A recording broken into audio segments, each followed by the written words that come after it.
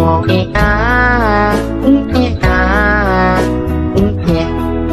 been a really, really messed up week.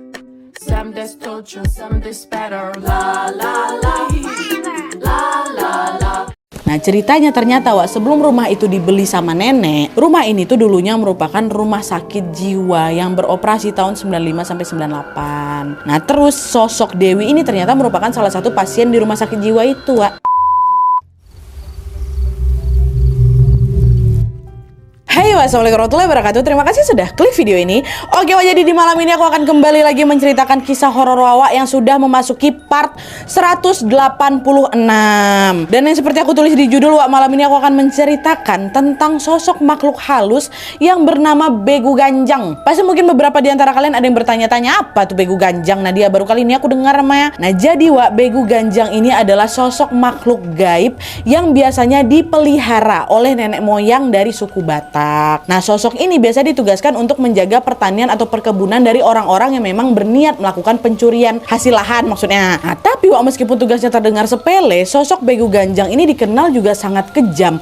Mereka ini katanya tidak segan-segan menghantui bahkan juga menyakiti manusia yang memang sudah mereka incar. Bahkan pada beberapa kasus nih Wak ya, Begu Ganjang ini mampu membuat target incarannya ini lewat meninggal dunia. Nah, cerita yang akan aku bawakan malam ini adalah kisah Wawak kita dan keluarganya yang dihantui oleh teror sosok Begu Ganjang Wak. Nah, gimana kisah selengkapnya? Aku gak usah banyak kali spoiler depan ini ya kan. Kita langsung masuk aja ke ceritanya ya. Check it out.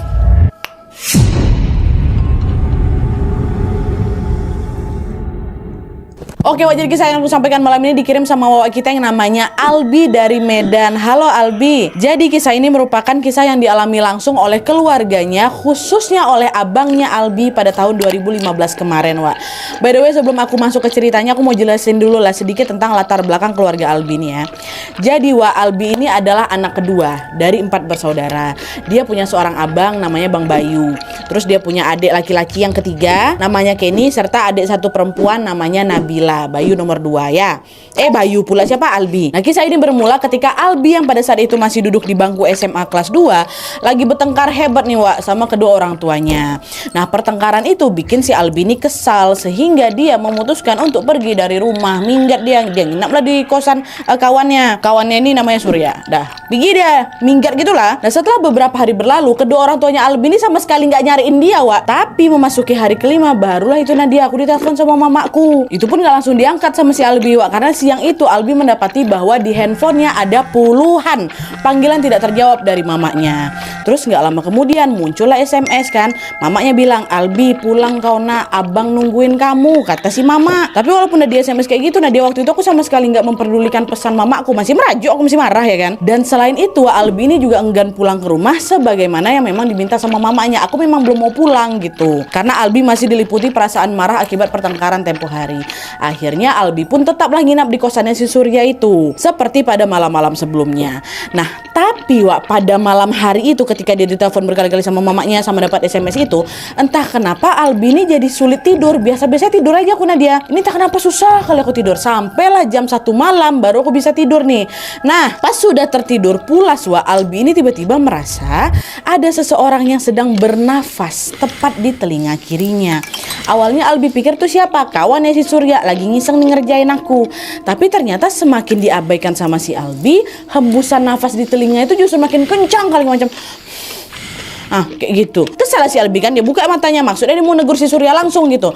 Tapi tepat di saat Albi membuka matanya Wak, ternyata di sampingnya nggak ada siapa-siapa. Kebetulan waktu itu kasur mereka yang tingkat 2 gitu loh Wak. Surya tidur di kasurnya, di sebelahnya si Albi nggak ada siapa-siapa. Siapa tadi yang niup telingaku? Meskipun keheranan, Albi pun mengabaikan hal itu dan balik tidur lagi. Nah pas dia balik tidur ini Wak, dia mengalami sebuah mimpi yang sangat aneh. Nggak pernah aku mimpi kayak gitu karena dia mimpilah aku di malam itu. Dia bermimpi lehernya terlilit oleh seonggok rambut yang panjang kali macam dikaitkan gitulah di rambutnya di lehernya dia. Dan lilitan itu terasa sangat kencang sekali Wak, sampai-sampai Albi betulan nggak bisa napas. Dan selain itu juga Wak, di dalam mimpinya Albi ini menyadari bahwa ada abangnya, Bang Bayu, sedari tadi berdiri sambil ngeliatin Albi yang sesak napas dalam mimpi nih ya. Dan tepat setelah melihat keberadaan Bang Bayu, secara tiba-tiba Albi langsung terbangun dari tidurnya. Tapi ada Bang Bayu dalam mimpi aku tuh Nadia. Entah kenapa mimpi itu bikin aku langsung diliputi perasaan yang gak enak. Akhirnya begitu terbangun, langsunglah si Albi ngambil handphone, di teleponnya langsung mamanya. Dan dari situlah Abi mendengar kabar kalau Bang Bayu ini abangnya mendadak sakit, sehingga harus dibawa ke rumah sakit. Abang kok sakit nak, sekarang lagi dibawa ke rumah sakit nih kata mamanya. Dengar hal itu, malam itu juga Albi pun langsung pergi ke rumah sakit di mana tempat Abang Bayu ini dirawat. Sesampainya di rumah sakit, Albi melihat abangnya dalam kondisi terbaring lemah dengan infus yang menempel di tangannya. Karena penasaran, Albi nanya lah kan, "Ma, abang kenapa? Sakit apa?" gitu kan. Dokter sih belum kasih tahu abang ini sakit apa nak, tapi yang jelas abang terus merintih kesakitan, gegara lehernya terasa panas kata mama gitu kan. Nah, mendengar hal itu, sontak Albi pun langsung bercerita tentang mimpinya yang barusan tuh, mimpi tadi malam. "Aku mimpi kelilit rambut mak leherku, terus aku lihat abang berdiri sebelah aku," kata si Albi. Nah, setelah mendengar cerita dari Albi, entah kenapa secara tiba-tiba mamanya ini langsung memutuskan untuk membawa Bang Bayu pulang dari rumah sakit. Dia bilang, "Kayak gitu kisahmu, kayak gitu mimpimu. Ya udahlah. Udah kita bawa aja lah Bayu ini balik ke rumah." Gitu katanya. Loh, kenapa mama tiba-tiba mikir kayak gitu Nadia?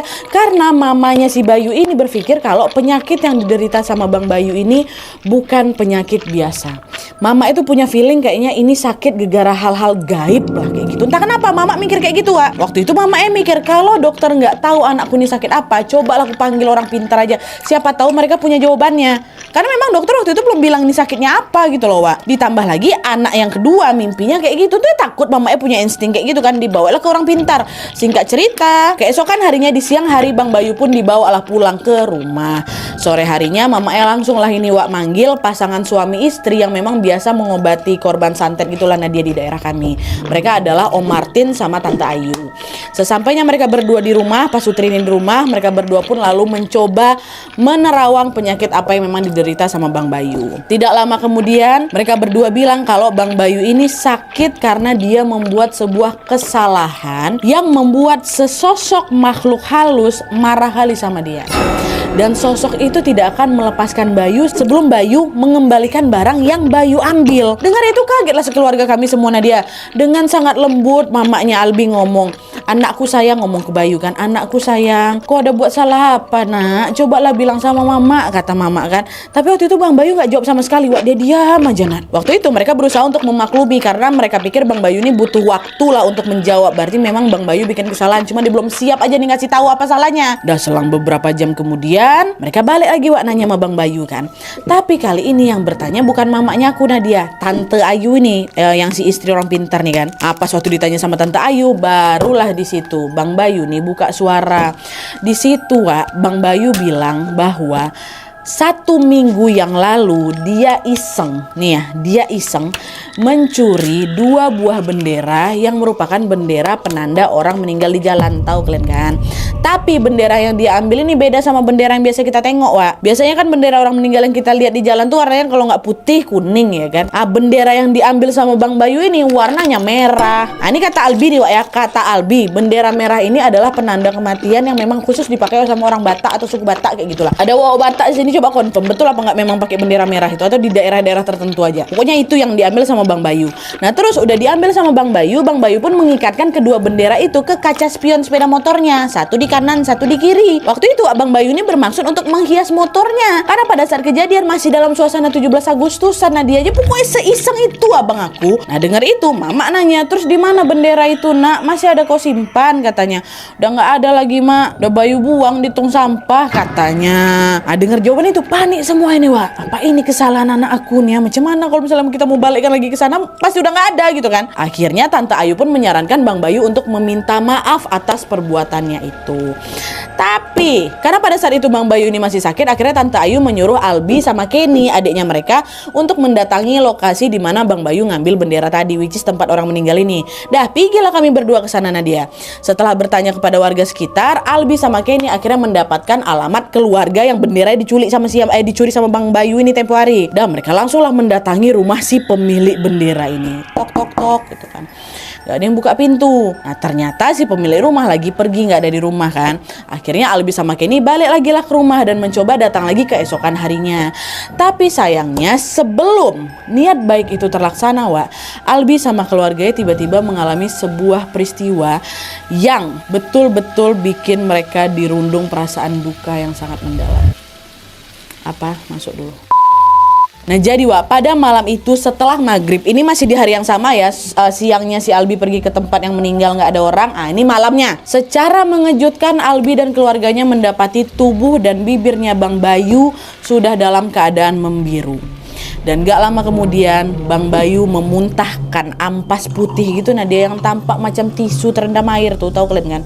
Buah atau muntah itu. Panik lah kami semua. Nah terus gak lama kemudian ada nih omnya mereka yang namanya Om Faris datang juga ke rumah. Dia bilang tolonglah ambilin 2 jeruk purut apa si Albi, katanya. Hah? Jeruk purut buat apa nih Om? Cepat ambil, kata dia gitu kan. Meski dilanda kebingungan, Albi pun tetap pergilah dan menjalankan permintaan itu. Siapa tahu memang jeruk purut ini buat nyembuhin abang aku. Dah tuh pergilah guna dia naik motor nih sendirian mau beli jeruk purut itu. Nah pas baru menempuh setengah perjalanan, Albi ini, aduh merinding, Albi ini samar-samar dengar suara abangnya, Wak, yang bilang apa? Abang pergi ya, katanya.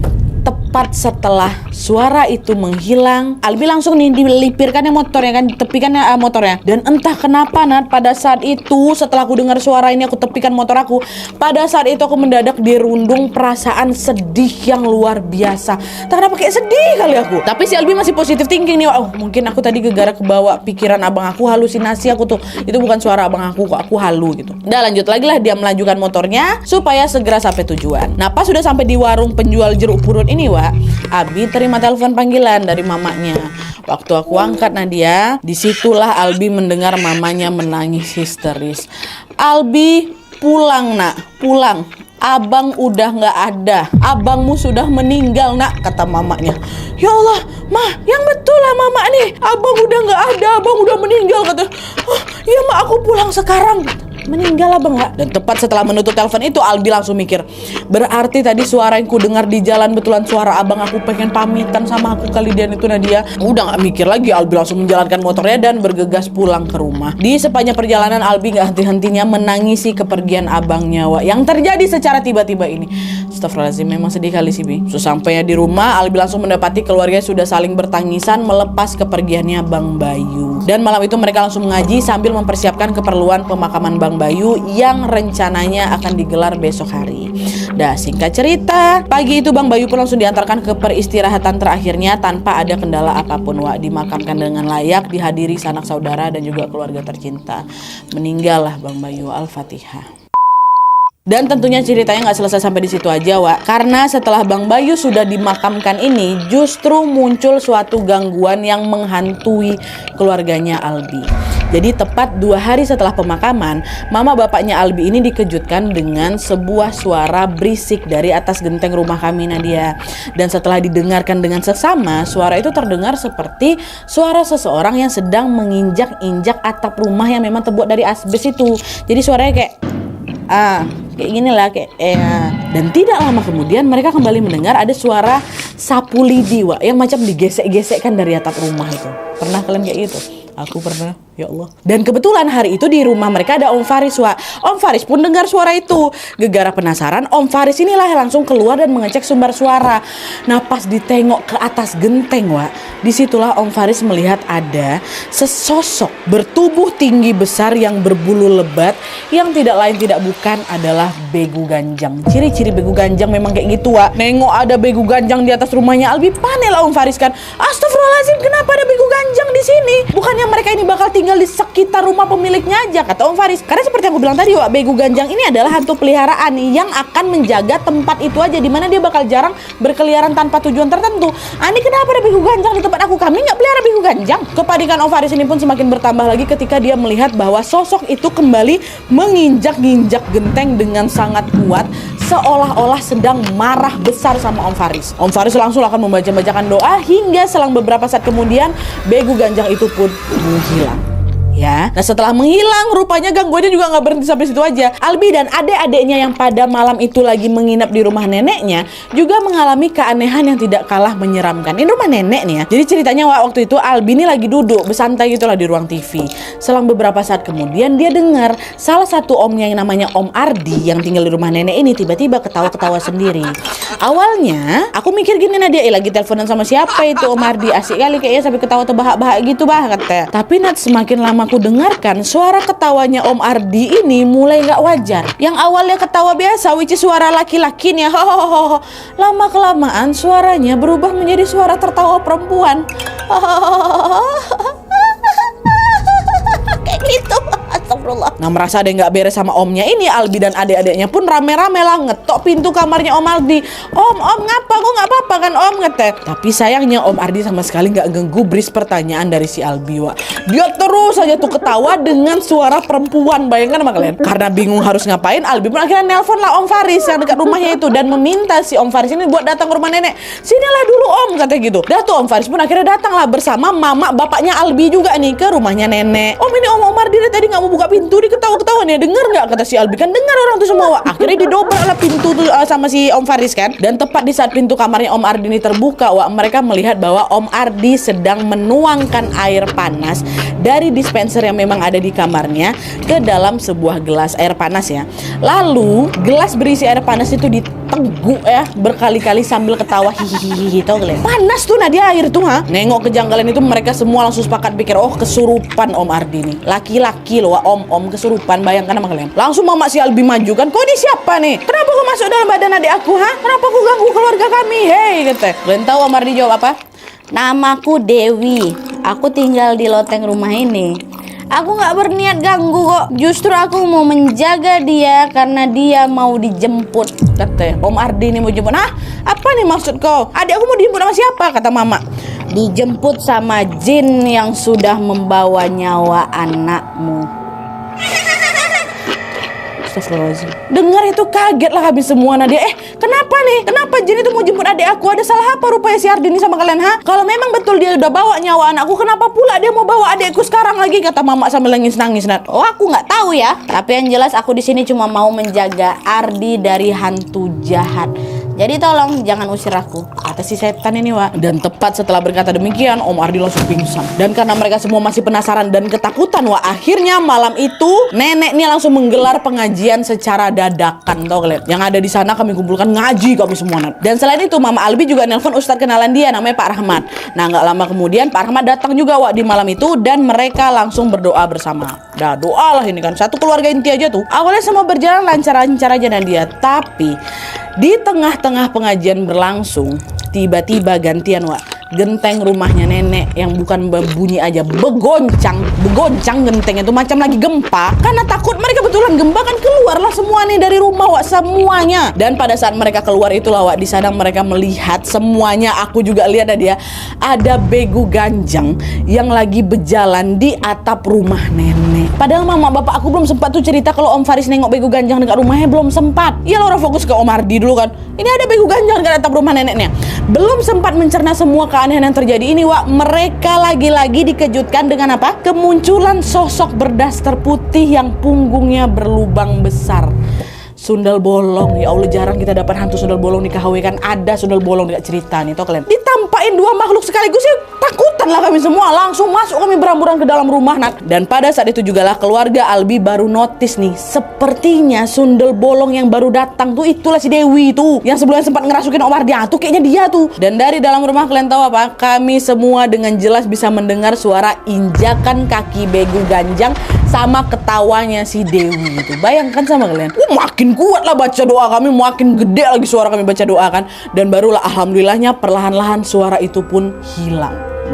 Macam mana lah mencekamnya tuh suara kau keluarga kau Albi. Ini banyak yang ngalamin, ada nggak aku aja, mama, bapak, tante, om aku dua lagi ada Pak Ustadz tuh juga Tapi memang walaupun pada saat itu situasi sudah mulai aman Albi sama keluarganya masih dibuat penasaran nih dengan semua hal yang sudah menimpa mereka belakangan ini. Iyalah, nggak pernah ya kami kesurupan, nggak pernah kami nampak begu ganjang, terus abang aku meninggal mendadak pula lagi tuh. Dan dia kan nggak masuk akal tuh penasaran kami ini kenapa gitu. Mereka terus bertanya-tanya kenapa ada Begu Ganjang, kenapa sosok Dewi Sundel Bolong ini tiba-tiba muncul, dan apa mereka ini ada hubungannya dengan kematiannya Bang Bayu. Banyaklah semua pertanyaan dalam pikirannya si Albi dan keluarganya kan Wak. Dan untuk menuntaskan rasa keingintahuan itu Wak, mamanya Albi ini pun akhirnya bertanyalah sama Pak Rahmat, Pak Ustadz tadi itu. Pak, ini ada apa nih Pak?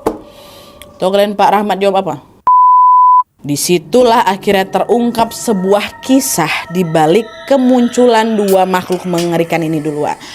Pada saat itu Pak Rahmat ini menjelaskan bahwa Dewi si Sundel Bolong tadi adalah sosok yang sudah menghuni rumah nenek ini sejak lama ya. Nah ceritanya ternyata Wak, sebelum rumah itu dibeli sama nenek, rumah ini tuh dulunya merupakan rumah sakit jiwa yang beroperasi tahun 95 sampai 98. Nah terus sosok Dewi ini ternyata merupakan salah satu pasien di rumah sakit jiwa itu Wak. Dan setelah beberapa saat menjadi penghuni di rumah sakit jiwa itu, entah kenapa dia ini pun memutuskan untuk menghilangkan nyawanya sendiri.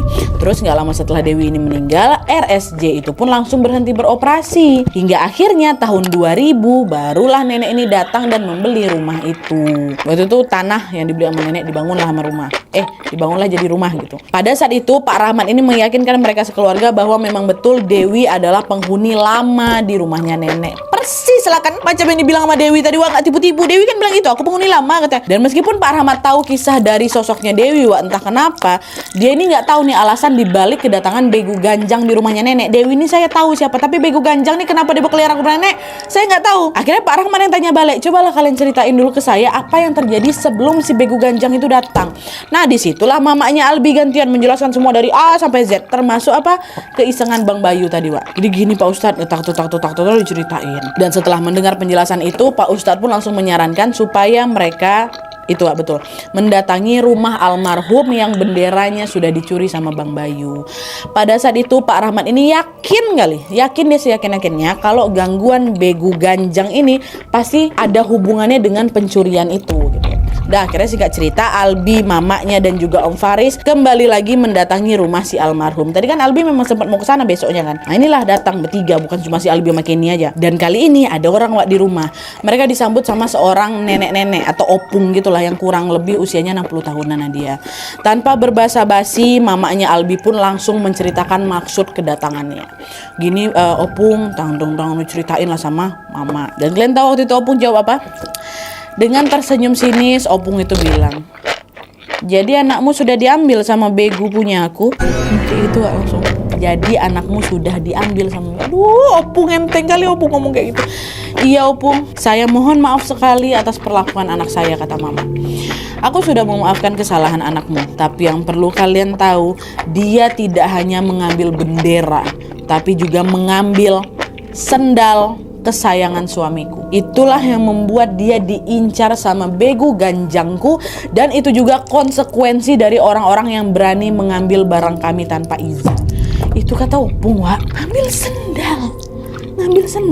Dengar itu Om Faris yang gantian nanya, jadi kami harus gimana ini opung? Begu Ganjang itu sampai sekarang masih mengganggu keluarga saya, bahkan mengincar adik laki-laki saya. Ini maksudnya Om Ardi. Ya pulangkan saja apa yang memang sudah diambil dari anakmu supaya dia berhenti mengganggu keluarga kalian, kata opung. Nah setelah mendengar jawaban dari opung, mamanya aku langsung mikir kalau bendera merah tadi udah pasti nggak ketemu lah. Nah dia kata, abang aku aja udah dibuang ke tong sampah, macam mana lah kami mau nyari lagi kan? Nah tapi sepasang sendal ini belum diketahui nih keberadaannya, sehingga masih ada kemungkinan untuk bisa ditemukan. Dan Om Faris pun langsung menanyakan ciri-ciri sendal itu. Lalu si opung pun memberitahu bahwa sendal milik almarhum suami aku ini warnanya hitam pekat, kata gitu. Dah, oke baik, nantilah coba kami cari.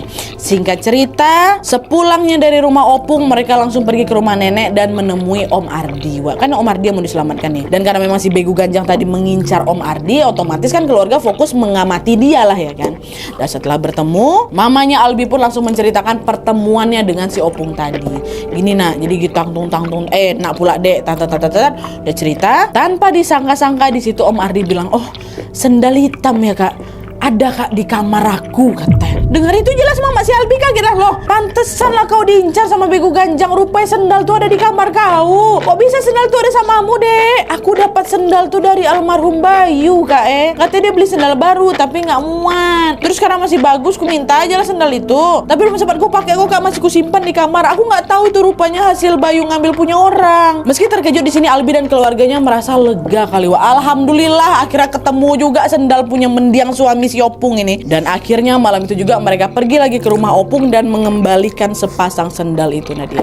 Setelah menerima sendal itu, Opung bilang, semoga ini bisa jadi pelajaran buat kalian ya. Jangan sembarangan mengambil sesuatu yang bukan milik kalian, apalagi di tanah Batak. Karena kebanyakan dari kami mempunyai penjaga goib, yaitu bego ganjang. Itu kata Opung. Iya Opung, makasih banyak nasihatnya. Kejadian ini betul-betul jadi pelajaran buat kami, kata mamanya Albi. Tante, lembutnya hati tante ya. Tapi gimana Wak, memang tradisi kayak gitu di sana ya kan. Itu adalah hal yang juga dipercayai sama beberapa keyakinan di sana. Gimana? Dan setelah urusan itu selesai, mereka pun langsung berpamitan pulang.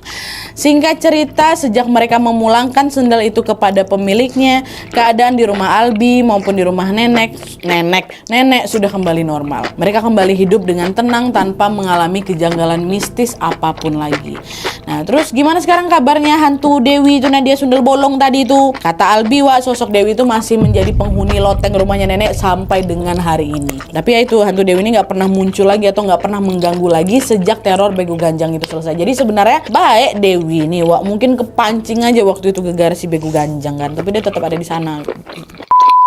Oke Wak, jadi itu tadi pengalaman mistis yang secara nyata dialami sama Albi dan juga keluarganya. Sebuah cerita yang bukan hanya serem aja tapi nyesek gak sih Wak, mengiris hati. Meskipun memang kesalahan yang dilakukan Bang Bayu itu sepele kali, ya Allah, cuma ngambil 2 buah bendera sama sepasang sendal, which is bisa kita bilang ini bukan termasuk barang berharga kali lah gitu kan. Tapi rupanya si bego ganjang ini justru menganggap hal itu sebagai sebuah kesalahan serius. Kenapa? Ya karena dia dipelihara untuk menjaga barang milik tuannya tadi. Alhasil apa? Si bego ganjang itu akan berusaha menjaga titipan itu habis-habisan sebagai bentuk kesetiaannya kepada tuannya. Dan ketika titipan itu dicuri, which is bendera dan juga sendal, ya dia nggak peduli, dia nggak akan segan-segan memburu bahkan menghilangkan nyawa pelaku sampai barang curiannya itu tadi dikembalikan. Emang segitunya ya Wak ya. Halo, tolonglah ini Wak Batak, Wak dari Medan, dari mana lah, dari Sumatera Utara, pokoknya memang kayak gitu, sesetia itu kah bego ganjang. Tolong berbagi juga pengalaman kalian di kolom komentar di bawah. Tolong yakinkan kami memang bego ganjang segitunya, Nadia, tolong. Dan balik lagi dari kisah ini, kita macam diingatkan kembali untuk tidak mengambil apapun yang bukan hak kita. Meskipun menurut kita mungkin hal itu sesuatu yang gak berharga, sesuatu sepele, dah ambil aja lah, nggak boleh. Belum tentu menurut orang lain tuh sepele juga Wak, bisa jadi itu adalah hal yang sangat berharga kali. Terima kasih banyak Albi sudah berkenan membagikan kisah ini kepada kami semua sehingga kami mendapatkan pelajaran baru lagi ya kan. Salam juga buat mama, bapak, Om Faris, Om Ardi, nenek, dan yang pasti mari di sini Wak kita berdoa sejenak, kirimkan Al-Fatihah kepada Bang Bayu almarhum. Semoga Bang Bayu diampuni dosa-dosanya dan ditempatkan di tempat yang paling baik di sisi Allah Subhanahu wa taala. Amin ya rabbal alamin. Al-Fatihah. Oke Wak, jadi sekian dulu videonya. Terima kasih banyak yang sudah menonton. Kalau kalian suka video ini, klik like-nya. Jangan lupa komen di bawah untuk ide dan saran-saran untuk video selanjutnya. Jangan lupa nyalain notifikasinya supaya kalian tahu kalau aku upload video baru. And as always, jangan lupa untuk klik tombol subscribe supaya kalian sama-sama tahu informasi menarik dan menegangkan dari channel aku. See you next video Wak, bye.